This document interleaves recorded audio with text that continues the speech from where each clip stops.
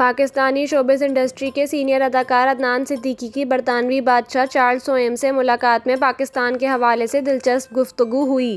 اداکار عدنان صدیقی برطانیہ میں منعقد ہونے والی ایک تقریب میں شریک ہوئے، جہاں وہ پاکستان میں غریب بچوں کی تعلیم کا بیڑا اٹھانے والی غیر سرکاری تنظیم کی نمائندگی کر رہے تھے۔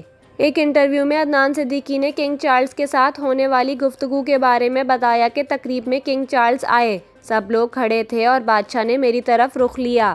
اداکار نے کہا کہ ہم سب کا بیچ لگا ہوا تھا۔ برطانوی بادشاہ نے بیچ دیکھا اور مجھ سے دریافت کیا تو میں نے بتایا کہ میں ایک اداکار ہوں اور پاکستان سے تعلیم کو فروغ دینے والی NGO کی نمائندگی کرنے آیا ہوں، جس کا سن کر شاہ چارلس خوش ہوئے اور کہا کہ تعلیم پر کام کرنا ضروری ہے، یہ ایک اچھا کام ہے۔ عدنان صدیقی نے یہ بھی بتایا کہ برطانوی کنگ نے پاکستانی ثقافت کی تعریف کی۔ اتنے سارے لوگوں میں آ کر بادشاہ کا مجھ سے بات کرنا میرے لیے خوشی کا موقع تھا۔ برطانوی کنگ کو صرف تصویروں میں دیکھا تھا، لیکن حقیقت میں ہاتھ بھی ملایا اور بات بھی کی۔ اداکار عدنان صدیقی نے مزید بتایا کہ اپنی گفتگو میں کنگ چارلس نے پاکستان آنے کی خواہش کا اظہار بھی کیا تھا۔